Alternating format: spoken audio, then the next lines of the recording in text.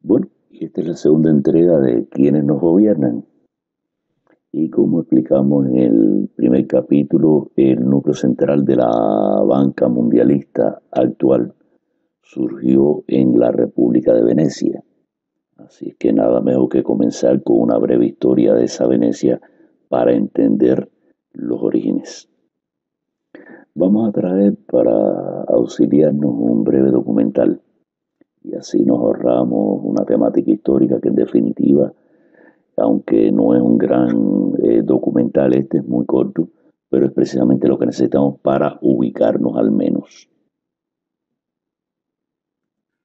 Orígenes. Se tiene como fecha de la fundación de Venecia el año 421, en el cual los habitantes de la región, ante la amenaza de las invasiones de longobardos y hunos que habían destruido la capital, Aquilea, se refugiaron en las marismas de la desembocadura del Po, en la laguna situada en el Golfo, entre la península itálica y la balcánica, llamado más tarde precisamente Golfo de Venecia.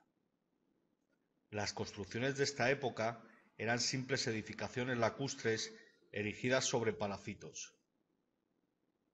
Debido a esta estratégica característica geográfica, Venecia tuvo desde entonces una gran independencia respecto a sus dominadores gracias a la barrera natural de la cadena de islas en una laguna profunda que impedía un ataque de caballería o infantería. Dependencia del Imperio bizantino. Cuando el general Belisario conquistó para el Imperio bizantino gran parte de Italia en el siglo VI, Venecia pasó a formar parte del dominio de dicho imperio, dependiendo administrativamente de la ciudad de Rávena, sede del poder imperial en la península itálica. El exarcado de Rávena estaba dividido en ducados y el ducado de Venecia era uno de ellos. En el año 726, el veneciano Orso Hipato fue reconocido por el Imperio bizantino como dux, aceptando así la autonomía, aunque no independencia, de Venecia. No obstante, con la pronta desaparición del poder bizantino en Italia, Orso Hipato quedó asentado definitivamente como dux de Venecia en calidad de gobernante autónomo. Independencia y expansión. La ciudad de Venecia obtuvo su independencia total en el siglo IX. Cabe destacar que ya desde mediados del siglo VIII la ciudad ni obedecía al emperador bizantino en la práctica ni formaba parte del Sacro Imperio, sino que establecía relaciones comerciales con ellos como un estado soberano. En el año 803 ambos imperios reconocieron la independencia de facto de Venecia, llegando ésta a rechazar en el 811 un intento de invasión lombarda y enviando en el 841 una flota de apoyo al emperador bizantino en su lucha contra el califato abásida. La ubicación de Venecia en una laguna natural hacía arriesgado el intento de conquistarla, en tanto el arte naval europeo en la Baja Edad Media estaba muy poco desarrollado. Precisamente fueron los marinos venecianos quienes colaboraron con el desarrollo de la construcción naval en Europa por razones primordiales de necesidad. Venecia poseía un territorio continental muy pequeño, por lo cual su fuente principal de subsistencia fue el comercio en el Adriático, y ante ello el estímulo a la navegación marítima se había transformado en una necesidad y a la vez en fuente de poder político y financiero. En la Alta Edad Media, Venecia prosperó como nunca antes gracias al control del comercio con Oriente y a los beneficios que esto suponía, expandiéndose por el mar Adriático.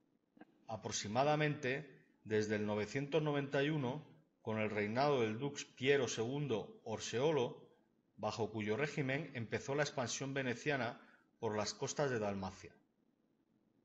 El hecho que muy pocos estados de la época poseyeran los conocimientos navales de los venecianos favoreció a estos en el desarrollo de una flota comercial y militar muy extensa para su época, que les sirvió para instalar puestos comerciales en cada rincón del Mediterráneo oriental.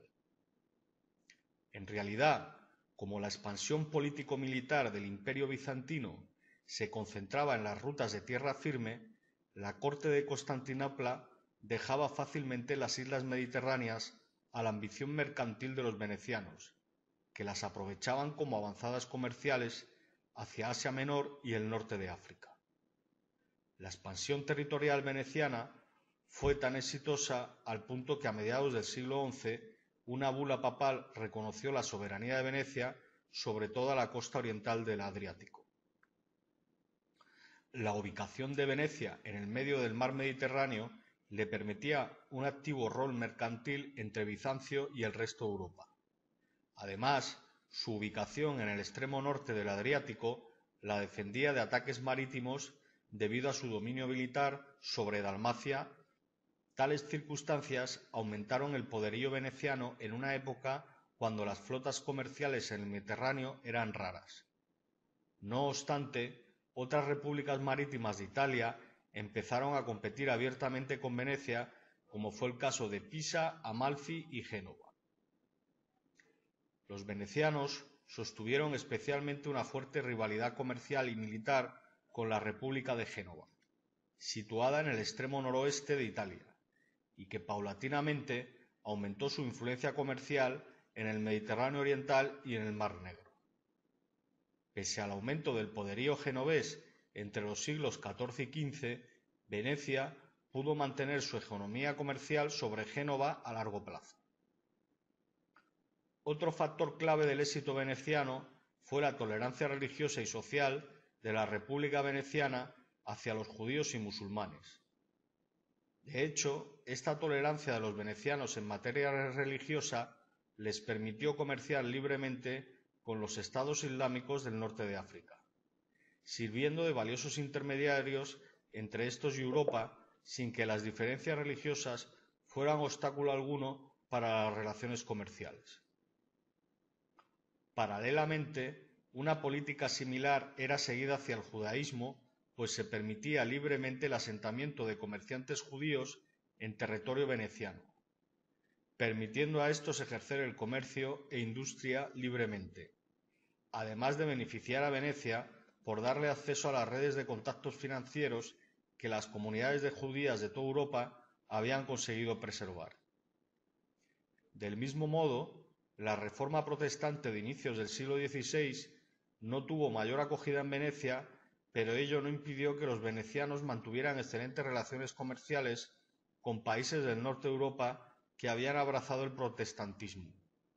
Pese a las presiones de los estados pontificios y de España durante la Contrarreforma. A pesar que desde inicios del siglo XVI el Vaticano había intentado que Venecia implantase en sus dominios el Tribunal de la Inquisición, los gobernantes venecianos rechazaron aplicar en la práctica toda medida que les privase de sus relaciones comerciales con los no católicos.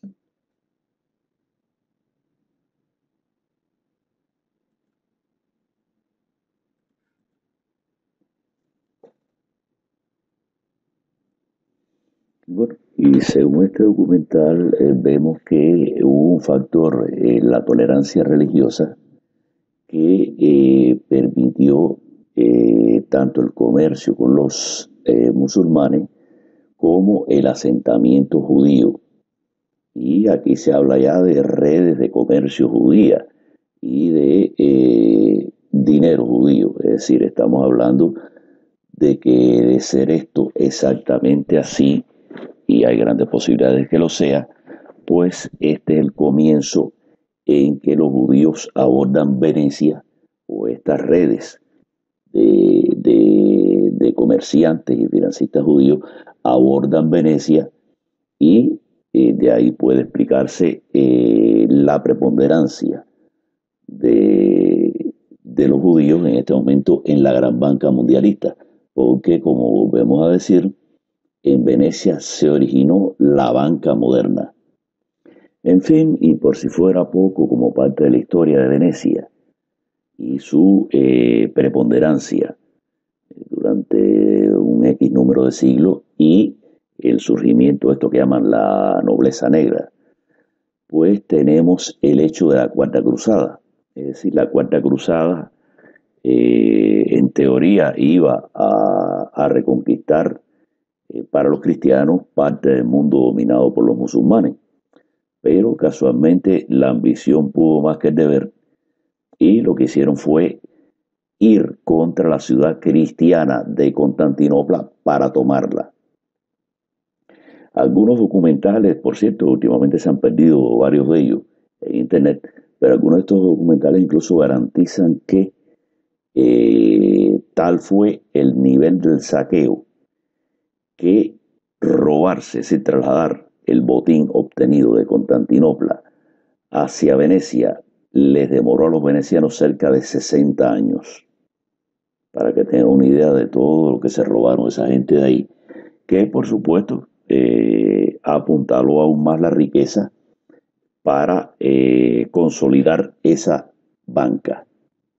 Así no es de extrañarse, bueno, saqueo y banca están unidos desde hace demasiado tiempo como para ignorar el fenómeno como tal. Y es precisamente ese uno de los puntos claves, saqueo y banca, expoliación y banca, trampa y banca. Es decir, esta banca usurera mundialista, bueno, es evidente que llevaba muchos años antes incluso de Venecia, se consolidó con Venecia y se fundó como el prototipo de lo que ahora es esa banca ahí mismo en Venecia. En próximos capítulos seguiremos abundando sobre estos temas porque el tiempo ya de este se nos agotó prácticamente. Bueno, en fin, trataremos de redondear en los próximos capítulos esta idea que seguramente para muchos será nueva, ¿no? Los orígenes de esta banca usurera mundialista comenzaron precisamente aquí, después se expandieron hacia el norte y terminaron asentándose definitivamente en Inglaterra. Realmente primero saltaron Holanda y después llegaron a Inglaterra. Todo eso a través de un camino muy tortuoso que debemos ir delimitando para entender por qué estamos hoy donde estamos. Bueno, sin más, hasta el próximo capítulo.